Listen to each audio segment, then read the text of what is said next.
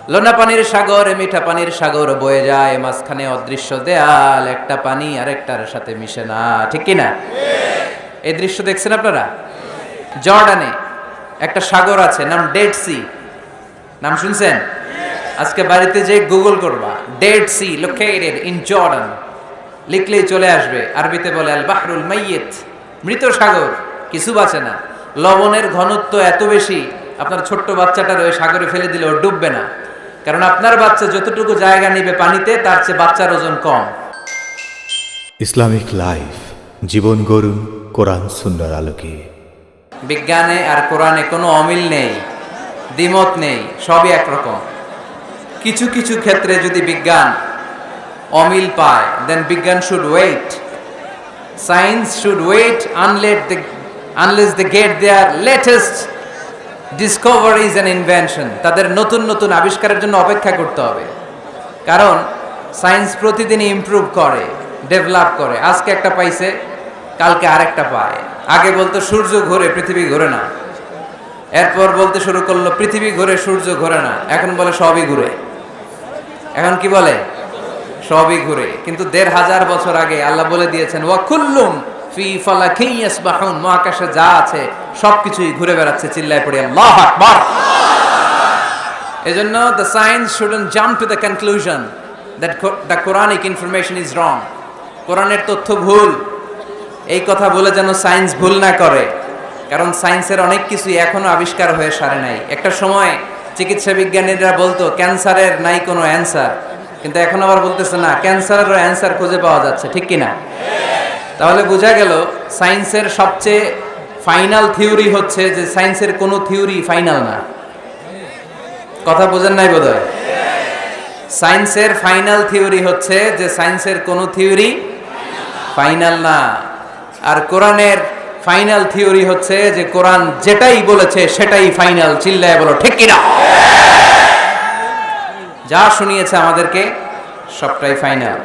তো এজন্য কি কি মিল আছে, এরকম সাদৃশ্য অনেক খুঁজে পাওয়া যায়। আজকের এই রাতে এত লম্বা জোর আলোচনা সম্ভব হবে না।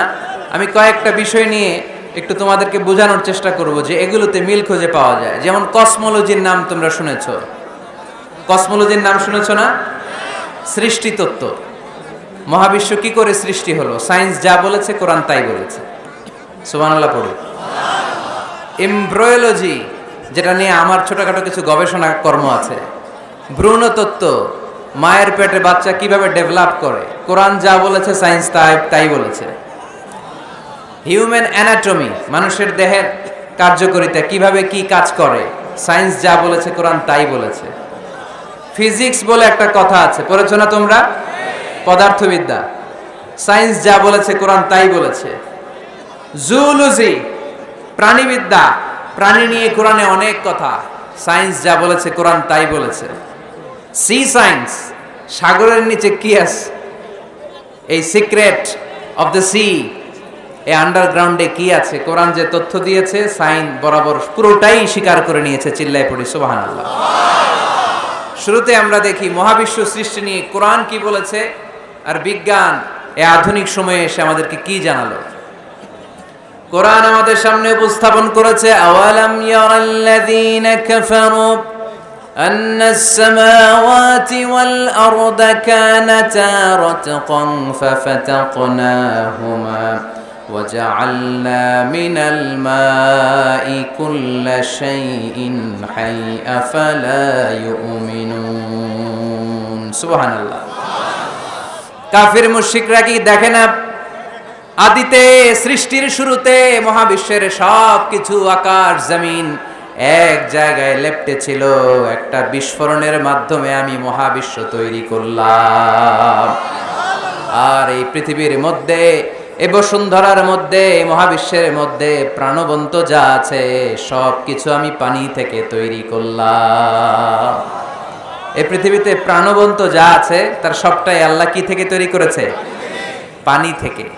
এটা হচ্ছে কোরআনের থিওরি, যার প্রাণ আছে ওইটা তৈরি হয়েছে পানি থেকে। বিজ্ঞান এসে এটাই স্বীকার করেছে। বিজ্ঞান বলেছে এই পৃথিবীর প্রথম যে প্রাণ এটা পাওয়া গিয়েছে পানিতে। ওই প্রাণের নাম দিয়েছে তারা অ্যামিবা। কি নাম দিয়েছে?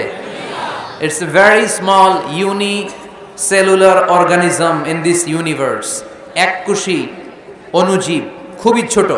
তারা বলেছে এটা পানি থেকে এসেছে। তারপরে এসেছে জুপ্লাংটন, ফাইটোপ্লাংটন, ব্যাকটেরিও প্লাংটন। এই শৈবালগুলো, এই স্পিসিসগুলো, এই প্রজাতিগুলো পানি থেকে ডেভেলপ করেছে। তাহলে বিজ্ঞান যা বলেছে তার সাথে কোরআনের হুবহু মিল আছে না নাই? আবার আল্লাহ বললেন পানির মধ্যে আমি অনেক ক্যাটাগরি করেছি। পানির মধ্যে কিছু আছে মিঠা পানি, যেটা খেলে আমাদের হৃদয় ঠান্ডা হয়ে যায়। আবার পানির মধ্যে কিছু আছে লোনা পানি, যেটা মুখে তোলা যায় না, ঠিক কিনা? হাদা আযবুন ফুরাত ওয়া হাদা মিলহুন উজাজ। একটা লোনা পানি, একটা মিঠা পানি, দুই সাগরের পানি দুই দিক দিয়ে বয়ে যায়, মাঝখানে অদৃশ্য দেয়াল দিয়ে দিল কে?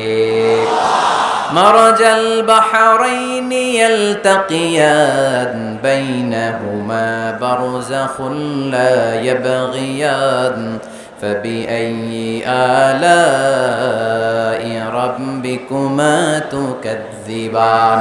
লোনা পানির সাগর, মিঠা পানির সাগর বয়ে যায়, মাঝখানে অদৃশ্য দেয়াল, একটা পানি আরেকটার সাথে মিশে না, ঠিক কিনা? এই দৃশ্য দেখছেন আপনারা? কোথায় দেখেছেন? চাঁদপুর।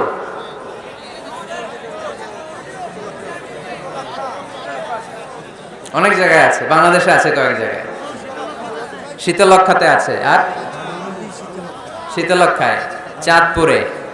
এরপরে আমি দেখে এসেছি নীল নদ আর লোহিত সাগরের পানি মিশে না। অবাক লাগে না? সুবহানাল্লাহ কইবেন না? একটা লবণাক্ত আর একটা মিঠা, দুইটাই তো পানি, মাঝখানে ব্যারিকেড দিল কে? আল্লাহু আকবার। কেন মিশে না? একটা পানির ডেনসিটি হাই আর একটা লো, একটা টেম্পারেচার হাই আর একটা লো, ফলে যদিও পানি একটার সাথে আর একটা মিশে না। এই কারিগরটা কে? তার মানে বিজ্ঞান যা বললো কোরআন হুবহু তাই বলেছে। একটা লোনা পানি আরেকটা মিঠা পানি, একটার সাথে আরেকটা মিশে না।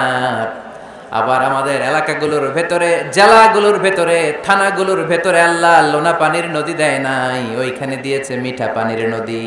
কারণ আমাদের এলাকার ভেতরে, গ্রামের ভেতরে লোনা পানির যদি নদী হতো, আমাদের গাছপালা একটাও টিকতো না, ঠিক কিনা? এই সুন্দর ফুল, সুন্দর ফল, মিঠা নদীর পানি, আল্লাহ তোমার মেহেরবানি। তুমি কতই দিলে রতন, ভাই বেরাদর, পুত্র স্বজন, ক্ষুধা পেলে অন্য যোগাও, মানি চাই না মানি, আল্লাহ তোমার মেহেরবানি। সুন্দর ফুল, মিঠা নদীর পানি, আল্লাহ তোমার মেহেরবানি। আল্লাহু আকবার। খালাকা ফাসাওয়া কদ্দারা ফাহাদা। যেখানে যতটুকু পানির দরকার ততটুকু দিলেন। পেঁয়াজের ভেতরেও পানি দিলেন, রসুনের ভেতরেও পানি দিলেন, ক্ষীরার ভেতরেও পানি দিলেন, তরমুজের ভেতরেও পানি দিলেন, আবার ডাবের ভেতরেও পানি আছে না নাই? আন্না সাবাবনাল মাআ সাব্বা। যতটুকু ঢালা দরকার ততটুকু দিছে। আল্লাহু আকবার।